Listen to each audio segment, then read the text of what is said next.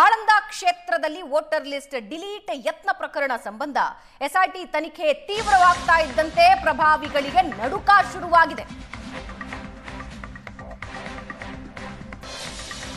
ಆಳಂದ ಕ್ಷೇತ್ರದ voter list delete ಯತ್ನ ಪ್ರಕರಣ ಒಂದು ಕಡೆ ಎಸ್ಐಟಿ ತನಿಖೆ ತೀವ್ರವಾಗ್ತಾ ಇದ್ರೆ ಪ್ರಭಾವಿಗಳಲ್ಲಿ ನಡುಕ ಜಾಸ್ತಿ ಆಗ್ತಾ ಇದೆ. ಸುಭಾಷ್ ಗುತ್ತೇದಾರ್, ಹರ್ಷ ಗುತ್ತೇದಾರ್ಗೆ ಬಂಧನ ಭೀತಿ ಶುರುವಾಗಿದೆ. ಈ ಬಂಧನ ಭೀತಿಯಿಂದ ತಪ್ಪಿಸಿಕೊಳ್ಳೋದಕ್ಕೆ ನಿರೀಕ್ಷಣಾ ಜಾಮೀನಿಗೆ ಅರ್ಜಿ ಸಲ್ಲಿಸಿದ್ದಾರೆ. ನಿರೀಕ್ಷಣಾ ಜಾಮೀನು ಕೋರಿ ಜನಪ್ರತಿನಿಧಿಗಳ ಕೋರ್ಟ್ಗೆ ಅರ್ಜಿ ಸಲ್ಲಿಸಿದ್ದಾರೆ. ಬೆಂಗಳೂರಿನ ಜನಪ್ರತಿನಿಧಿಗಳ ವಿಶೇಷ ನ್ಯಾಯಾಲಯಕ್ಕೆ ಅರ್ಜಿ ಸಲ್ಲಿಕೆ.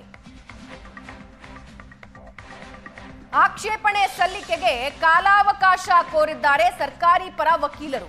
ನಾಳೆಗೆ ವಿಚಾರಣೆಯನ್ನ ಜನಪ್ರತಿನಿಧಿಗಳ ವಿಶೇಷ ನ್ಯಾಯಾಲಯ ಮುಂದೂಡಿದೆ.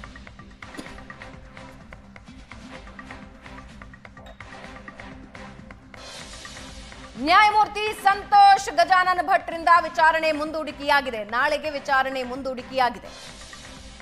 ಆಳಂದ ಕ್ಷೇತ್ರದಲ್ಲಿ ವೋಟರ್ ಐಡಿ ಡಿಲೀಟ್ ಪ್ರಕರಣ ಸಂಬಂಧ ಈಗ ಪ್ರಭಾವಿಗಳಿಗೆ ನಡುಕ, ಟೆನ್ಷನ್ ಶುರುವಾಗಿದೆ. ಬಂಧನಕ್ಕೇನಾದ್ರೂ ಒಳಪಟ್ರೆ ಅಂತ. ಹಾಗಾಗಿ ನಿರೀಕ್ಷಣಾ ಜಾಮೀನಿಗೆ ನ್ಯಾಯಾಲಯದ ಮೊರೆ ಹೋಗಿದ್ದಾರೆ.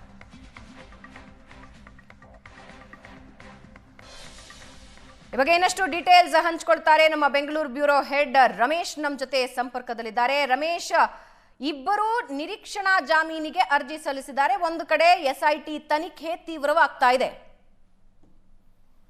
ಬಾನಂದ್ರೆ ಆಳಂದ ವಿಧಾನಸಭಾ ಕ್ಷೇತ್ರದಲ್ಲಿ ಒಟ್ಟು 6,018 ಮತದಾರರ ಹೆಸರನ್ನ ಮತಪಟ್ಟಿಯಿಂದ ಡಿಲೀಟ್ ಮಾಡುವ ಪ್ರಯತ್ನಗಳು ನಡೆದಿತ್ತು ಅನ್ನುವಂಥಕ್ಕೆ ಸಂಬಂಧಪಟ್ಟಂತೆ ಏನೋ ಚುನಾವಣಾ ಅಧಿಕಾರಿಗಳು ಆಳಂದ ಪೊಲೀಸ್ ಠಾಣೆಯಲ್ಲಿ ಪ್ರಕರಣವನ್ನು ದಾಖಲು ಮಾಡಿದ್ರು. ಆ ಒಂದು ಪ್ರಕರಣ ಸಿಐಡಿಗೆ ವರ್ಗಾವಣೆ ಆಯಿತು. ಸಿಐಡಿ ಅಧಿಕಾರಿಗಳು ಈಗ ಒಂದು ವಿಶೇಷ ತಂಡವನ್ನು ರಚನೆ ಮಾಡಿ ತನಿಖೆಯನ್ನು ನಡೆಸ್ತಾ ಇರುವಂತದ್ದು. ಅಕ್ಟೋಬರ್ 15ನೇ ತಾರೀಕು ಕಲಬುರಗಿಯ 5 ಕಡೆ ದಾಳಿಯನ್ನ ಮಾಡಲಾಗಿತ್ತು. ಅದರಲ್ಲಿ ಮಾಜಿ ಶಾಸಕರಾದಂತಹ ಸುಭಾಷ್ ಗುತ್ತೇದಾರ್ ಮತ್ತೆ ಸುಭಾಷ್ ಗುತ್ತೇದಾರರ ಮಗ ಹರ್ಷ ಗುತ್ತೇದಾರ್ ಮನೆಯ ಮೇಲೆಯೂ ಕೂಡ ದಾಳಿಯನ್ನ ಮಾಡಲಾಗಿತ್ತು.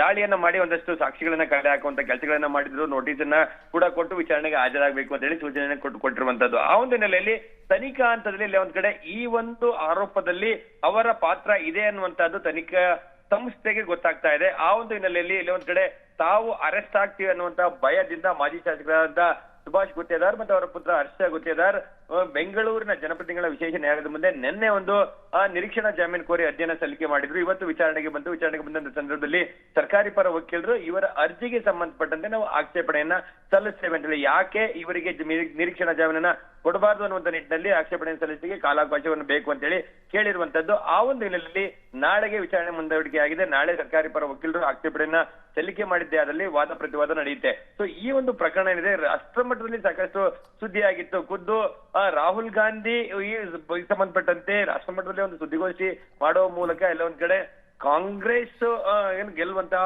ಒಂದಷ್ಟು ಪ್ರಕರಣ ಜಾಗಗಳಲ್ಲಿ ಈ ರೀತಿಯಾದಂತಹ ಮತಪಟ್ಟಿಗೆ ಒಂದು ಕೈ ಹಾಕಿ ಅಲ್ಲಿ ಮತವನ್ನ ಡಿಲೀಟ್ ಮಾಡುವಂತ ಪ್ರಯತ್ನಗಳನ್ನು ಮಾಡಲಾಗಿತ್ತು.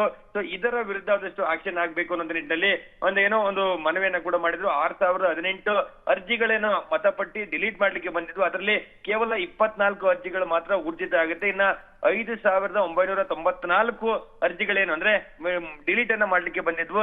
ಅವು ಪ್ರಯತ್ನಗಳಾಗಿತ್ತು, ಆದ್ರೆ ಡಿಲೀಟ್ ಆಗಿಲ್ಲ. ಆದ್ರೆ ಈ ಪ್ರಯತ್ನ ಮಾಡುವುದರ ಹಿಂದೆ ಎಲ್ಲ ದೊಡ್ಡ ಮಟ್ಟದ ಕೈವಾಡ ಇದೆ. ಇದ್ರ ಬೇಕಂತಲೇ ಮಾಡ್ಲಾಗ್ತಾ ಇರುವಂತದ್ದು. ಈ ಸಂಬಂಧಪಟ್ಟಂತೆ ಚುನಾವಣಾ ಆಯೋಗ ಕೂಡ ಇದಕ್ಕೆ ಗಮನ ಹರಿಸಬೇಕು. ಅವರ ಚುನಾವಣಾ ಆಯೋಗದ ಮೇಲೂ ಕೂಡ ಒಂದಷ್ಟು ಗಂಭೀರವಾದ ಆರೋಪ ಮಾಡುವ ಮೂಲಕ ಮತ್ತೆ ಇದರ ಹಿಂದೆ ಯಾರಿದ್ದಾರೆ ಅವರ ವಿರುದ್ಧ ಕ್ರಮ ಆಗ್ಬೇಕು ಅಂತ ರಾಹುಲ್ ಗಾಂಧಿ ಒಂದಷ್ಟು ಗಂಭೀರವಾದ ಆರೋಪವನ್ನು ಮಾಡಿದ್ರು. ಅಂದ್ರೆ ಪ್ರಕರಣ ಚುನಾವಣೆ ನಡೆಯುವಂತ ಸಂದರ್ಭದಲ್ಲಿ ದಾಖಲಾದ್ರೂ ಕೂಡ ರಾಹುಲ್ ಗಾಂಧಿ ಅವರು ಈ ಬಗ್ಗೆ ಒಂದಷ್ಟು ಧ್ವನಿ ಎತ್ತುವುದ ನಂತರ ಈ ಪ್ರಕರಣದ ತನಿಖೆಗೆ ಮತ್ತಷ್ಟು ವೇಗ ಆಗಿರುವಂತದ್ದು. ಆ ನಿಟ್ಟಿನಲ್ಲಿ ದಾಳಿಯನ್ನ ಮಾಡಿ ಬೇರೆ ಬೇರೆ ರೀತಿಯಾದಂತಹ ಎಲ್ಲಾ ಸಾಕ್ಷಿಗಳನ್ನ ಕಲೆ ಹಾಕಕ್ಕೆ ಸಿಐಡಿ ಮುಂದಾಗಿದೆ.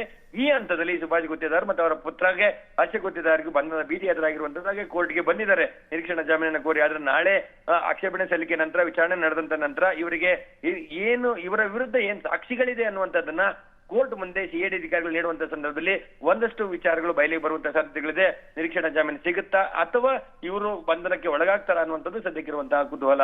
ಭಾವನಾ, ಧನ್ಯವಾದ ರಮೇಶ್.